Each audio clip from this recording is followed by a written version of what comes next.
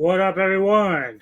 DJ Nubis from the Meltdown Radio Podcast here to do a review for the movie Antlers. Initially, Neko wanted to be here for this because she did kind of enjoy this film. So did I a little bit. However, from our podcast, if you heard, she's out on the ocean on her ship doing her work duty stuff for the next 2 to 3 months. So I'll be carrying the load as far as the Metal Tavern is concerned, and any kind of YouTube videos, guest appearances for Samurai and Derek and all them, or the podcast itself. It will be me. So I figured I'd go ahead and do a review. I got this review I'm going to do, and then shortly after, I'm going to do one for another movie.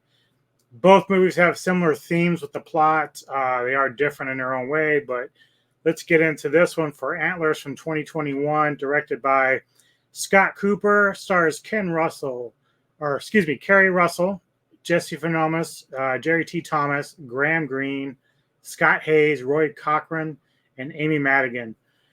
And basically, the movie follows a school teacher as she suspects one of her students is suffering from personal problems in his home life, not knowing that the student is harboring a dangerous entity in his house. It is a very kind of interesting movie, interesting concept. It's something we've sort of seen with other movies before, though. But anyway, basically, it starts off as you got the Weaver family. It's Frank and his two sons, Aiden and who's the other one? Lucas. Aiden and Lucas. So I believe, at the beginning, so it's Frank and Aiden. So they're at this like old coal mine mill, and clearly off the bat, Frank is throwing on this gas mask as he's telling Aiden that he's got work to do. And I'm like saying to myself, and I said, Nick, I said, it's a meth lab. And so not like 2 minutes later, it just shows that they are indeed creating a meth lab, So it's like, I already knew what was going on with that. They look like rednecks, and everything else. So the kids, they got the overalls and everything else. Kind of a small rural town that they live in Oregon. Crispus Falls, as they call it. Anyway, it doesn't take too long that Frank and his partner are like attacked by something inside the mines. We don't know what it is because we don't see it.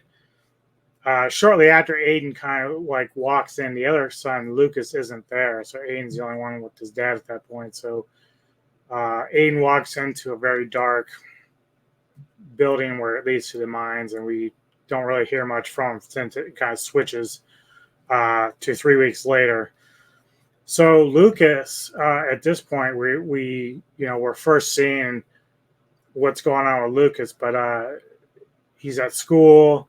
Then he goes home. He's getting bullied a little bit by other students. But what we start to learn is that Lucas seems to be fending for himself, but he's almost becoming anorexic. Like he's not eating well. He's very thin. He shows like bruising. So the teacher, obviously, played by Kerry Russell, Julia Meadows, she's taking interest in him, trying to figure out what's going on because she sees there's signs of trauma and everything else.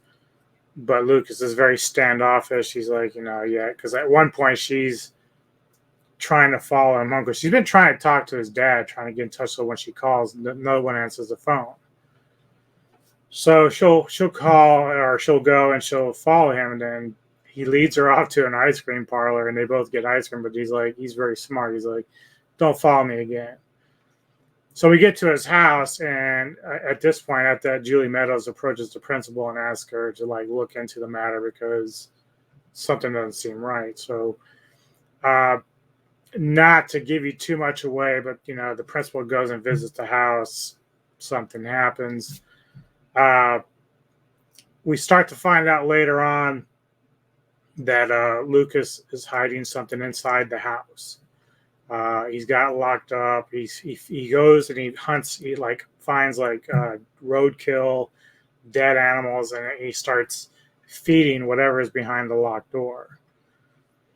And sooner or later, the principal, she comes and she's like, or not the principal. Principal is already gone, but the teacher, Kerry Russell's character, comes up and is trying to help, but she starts to discover through myth and lore that there's this creature, the Wendigo, that keeps starving for souls and people and food. So that plays a part into what's going on. We kind of find out that Lucas's father is the one who's been hidden behind the door along with the other little brother. But it's funny because the brother isn't as affected by what's going on than the father is. The father is literally like become monstrous to the point that he's kind of like chewing up the old carcasses and everything, whereas Lucas is trying to feed his brother like regular food, but it doesn't really hold down very well. But somehow Lucas isn't like giving into it, whatever it is that's going on with the father. And we kind of learn also that the Wendigo, whenever it's killed, I'm not going to tell you how, but whenever it's killed, it transfers its soul to another being that, just jumps. It's almost like a apparition that jumps from one body to another to survive, basically. So we know towards the end of the movie that, shit's going to get weird like that, and we're going to have different things happening. But the movie itself is interesting. It's not super great in terms of like, it didn't blow me away like I thought it would when I saw the trailers. It's got some nice effects, some genuine creepy moments. But overall, like, I think I rated probably 6 out of 10, maybe. I do recommend people check it out. The one interesting thing about this, and this is where they're parallel between this and the other review I'm going to do, is that both movies kind of deal with where childhood abuse seems to be like a background plot to what everyone thinks is going on. So obviously in this case, Julie Meadows, a teacher, thinks that Lucas is simply being abused by his father physically and mentally. That's where they're going at. They don't understand that there's something else that's happening. So it starts out as like, oh, well, this kid needs help because he needs to get out of this family home, and shit's getting really bad for him between the father and him. And the brother, no one knows where he is or seen him, even though like he's supposed to be in school as well. So from those aspects, it's kind of cool to see that. I would have liked to have Neko's opinion on this because she did have some things she wanted to say, but maybe we'll come back to it down the road when we do a podcast, and she can elaborate a little bit on her feelings for the movie.